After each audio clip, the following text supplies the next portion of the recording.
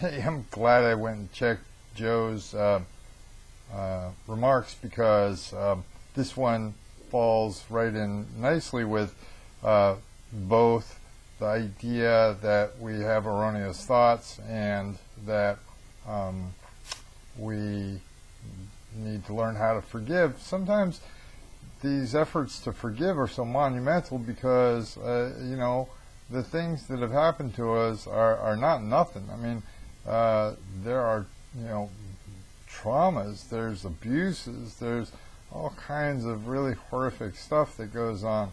And I know that one of the areas that was monumentally beneficial for me to come to an awareness of is that each one of us, when we're violated in whatever kind of way we're violated, we are, certain that we're right. I mean, even if it's something, go back to getting cut off in traffic or something like that, when we are upset, we're always self-righteously upset because why else would I be upset if I wasn't right? Yeah, but how many times have we gotten new information and realized that we weren't so right after all? So now we've gone through all of that being upset for essentially no good reason. And if you're a maladapted thinker as I was, I'd stay so wrapped into my notion of being right, even when I knew I wasn't right, I'd hold on to it for dear life, which is a whole nother level of absurdity. In any case, this awareness that what gets us upset is not just knowing we're right, because again, why else would we be mad if we weren't right, but to then insist that other people should think the way that we think. And what was a huge growth experience for me was realizing, and this is the term that I like to use, that I'm just a bumbling knucklehead trying to figure it out. And that's everybody. I mean, the shaman, the priest, the rabbi, the surgeon, the judge, our parents. I mean, the thing about parents is that as we grow up, starting from infancy, we see our parents as, they know everything and we know nothing. And so as we age, we figure that they've got the answers, even though, logic tells us otherwise. But it screws us up because we think that they should know what to do. And the next parents that meet that know exactly how to be perfect parents are going to be the first ever. And I think that applies to us all. And so the best I can do, and I think that this applies to us all, is to be reminded that I'm a bumbling knucklehead and I'm going to make mistakes, and so were my parents, and so is my significant other, and so are my friends. I mean, everybody, we're all just bumbling knuckleheads trying to figure it out. And the more we can embrace that and know that we're all just fallible and going to make mistakes, the more we can look for that bumbling knuckleheadedness in ourselves and in other people and just really accept it. Now, if you really want to go down this rabbit hole, I mean, there's this wonderful understanding that being right and wrong is ultimately a matter of subjectivity.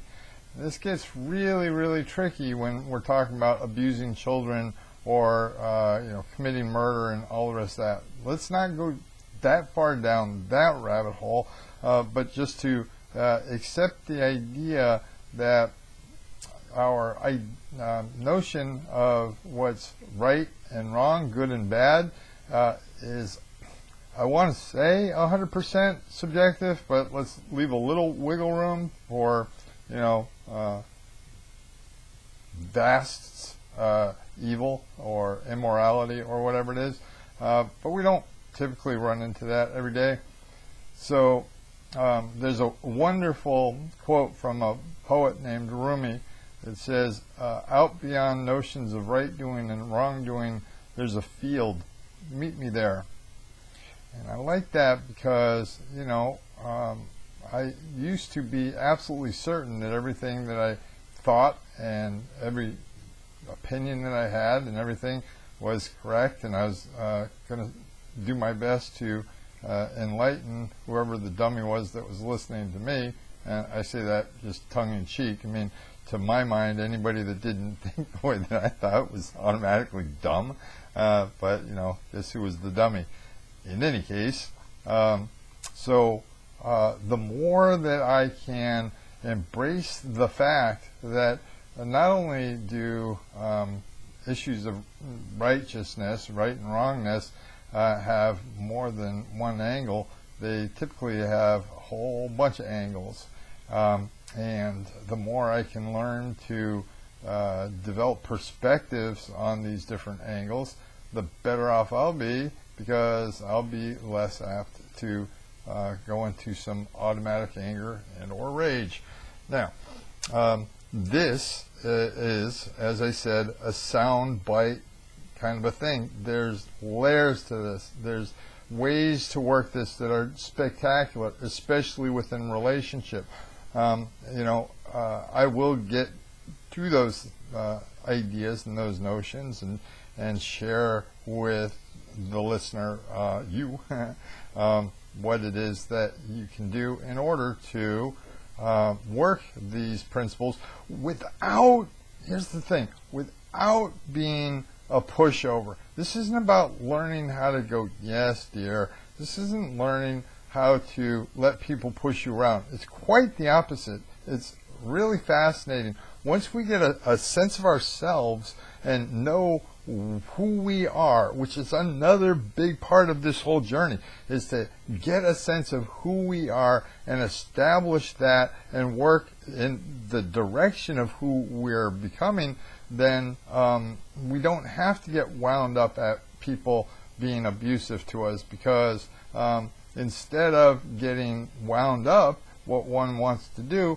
is they want to deal with it. So, and not deal with it like violently or verbally abusively or anything like that, but to say, hey, what is it that you're getting at? What is it that the problem is? How can we resolve this? Is there a way to, instead of calling each other names, to try to figure out how to come to a meeting of the minds? Now, that's not always going to happen, and sometimes it's not always going to happen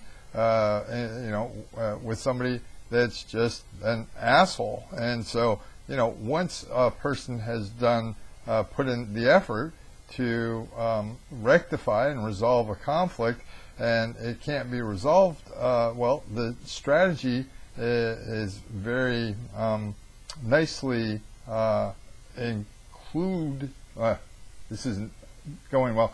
You can very easily learn to identify when people are stuck in their point of view and not going to budge, and then learning to go, yeah, all right, well, you get to have your opinion, and it's not even a matter of, let's agree to disagree, because let's agree that usually has an undercurrent of, yeah, but I'm still right. No, it's a matter of understanding that we interpret the world so differently that it's almost a wasted energy to argue about a lot of things. Okay, one of the great research examples that I like, and this is replicated over and over and over, and the results are always in the high 80s, low 90s. So what you do is you have your research participants, and what they do is they'll show pictures, a variety of different photographs. And one of the photographs shows two men in a park, and one man is in a suit and one man is in tatters. He's a bum, and the guy in the suit's got a knife. And so you go through these pictures, and then say an hour later you ask your research participants to tell you, well, describe the pictures that you saw. Okay, so I saw one that had people in an amusement park, and one some people at a beach, and there was one where there was a couple of guys in a park, and at almost 100%, not accuracy, 100% of the time a person will say that the bum has the knife. And, if you hook them up to a lie detector test, they're telling the truth, because that's what they believe that they saw. We have a ton of errors. Oh my God, wonderful book if you ever want to read how the science has shown our thinking to be so erroneous. A book called Thinking Fast and Slow. And it's just heavily researched, it's science, and you'll be amazed at how many things that we get wrong just on a daily basis.